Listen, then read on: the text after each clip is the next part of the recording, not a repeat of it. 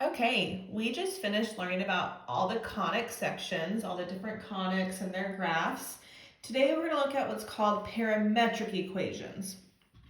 Now, parametric equations are used to kind of separate the x and the y value. So if you're looking like for just the time or just the height, we would have two separate equations for that. This is used a lot in physics. So for example, you might have to throw a ball. Is that what it says? Yeah. A ball thrown in the air. And so this is the equation of that. But we can split it up into just an x value and just a y value in terms of time. Now, the equation that we're used to, the y equals x equation, is called rectangular. So we call that our rectangular equation. And then when you separate it into two equations, an x equation and a y equation, that's what we call a parametric. So rectangular is one equation where it's y equals something x.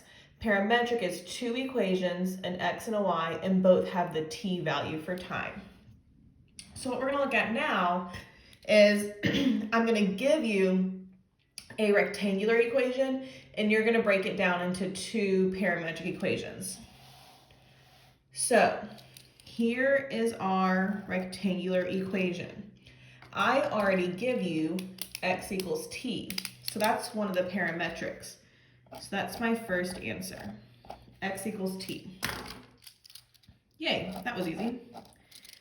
To get y in terms of t, well, if x equals t, then I'm taking what I know x is and plugging it in. So y equals 4, and now instead of x is t minus 7. So there's our other equation. And that's how that works. Let's do this one. So my x equation is t minus 4. Now I'm going to take this, plug it in for x. So 3, and now instead of x, we're going to say t minus 4. And then we'll simplify her by distributing that 3. So 3t minus 12. So here's my x equation, here's my y equation. Cool. Let's look at one where we have like an x squared.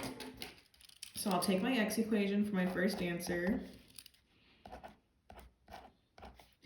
I'm going to plug her in into all the x's that are there.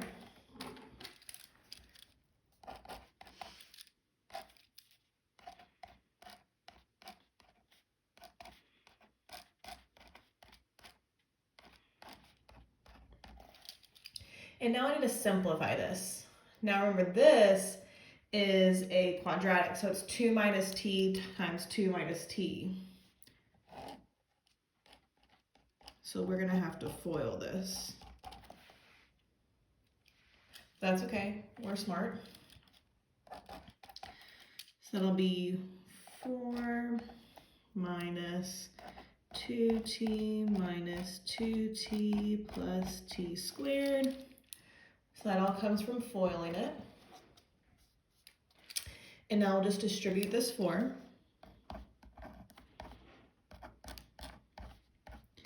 And then minus 5.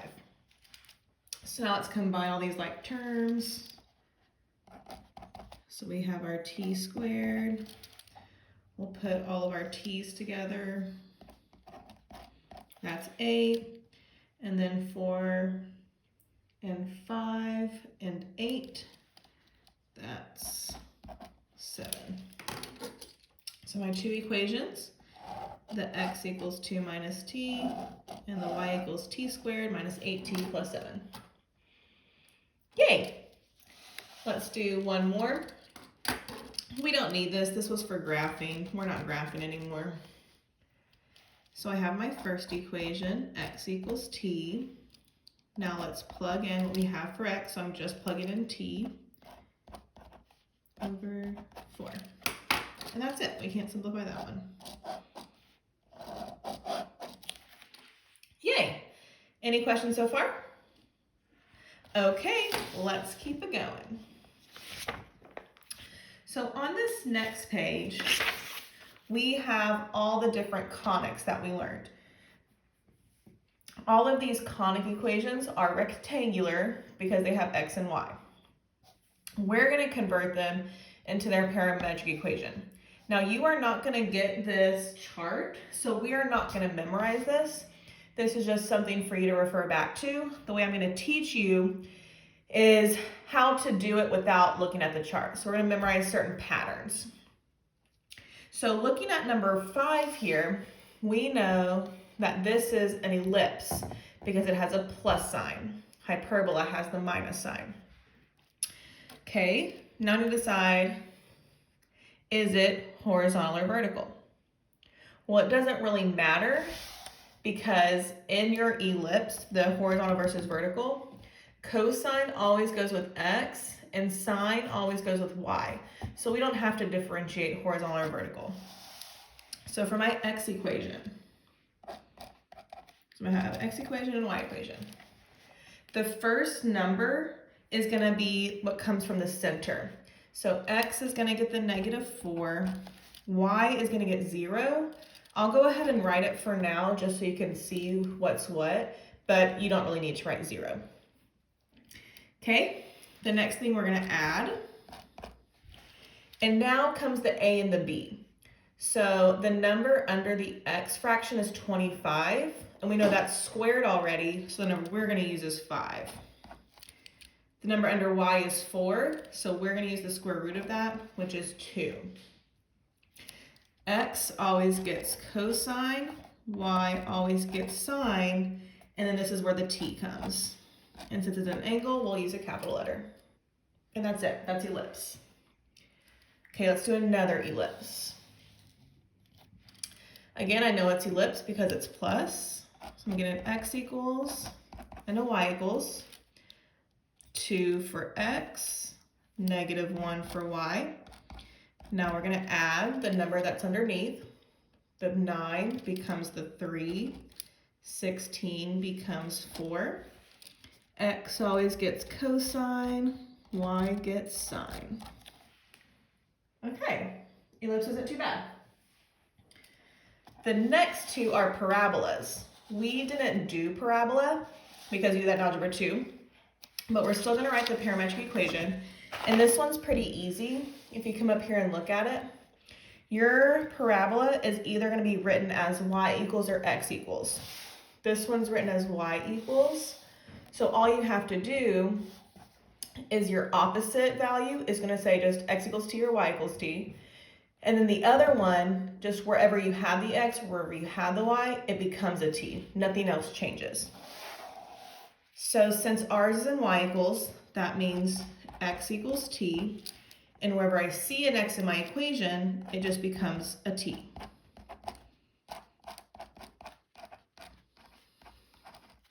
And there's our two equations for a parabola. So if it was x equals already, my first equation is just y equals t. And then anytime I see a y, I put a t.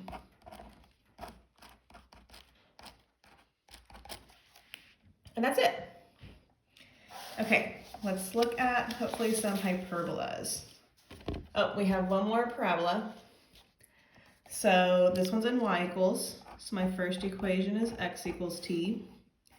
Now I'll say y equals 1/4. Instead of x, we're gonna say t squared. Okay, hyperbola is the only kind of tricky one that you might have to memorize something. Oh, this isn't even a hyperbola. It's a stinking ellipse again.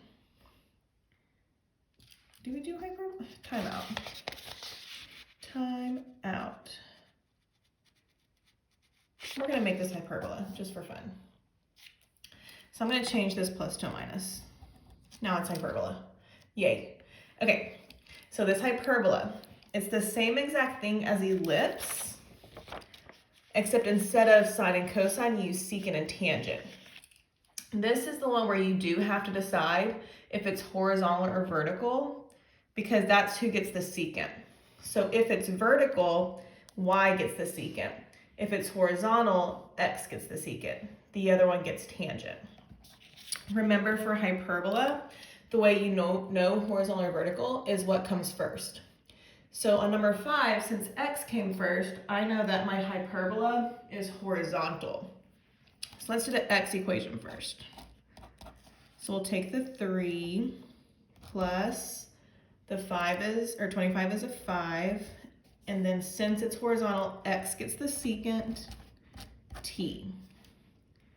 For y, I'll take positive 1, 36 becomes 6, x got secant, so y gets tangent. And that would be the only difference for hyperbola. Okay. Number 6. She is not in the correct form right now because, oh no, she's a circle, LOL. So, for circle, it is the same as ellipse again, but that number in front of sine and cosine is going to be the same because it's a radius. So I'm going to take my x. There's not a number here, that means it gets the 0, but I'm not going to write 0. The radius, since they used 49, is 7. X gets cosine t. For y, she does have a center point, that's -1. Sine, oh, psych, don't forget your 7. Sine t. Okay, here's another circle. They didn't write it as a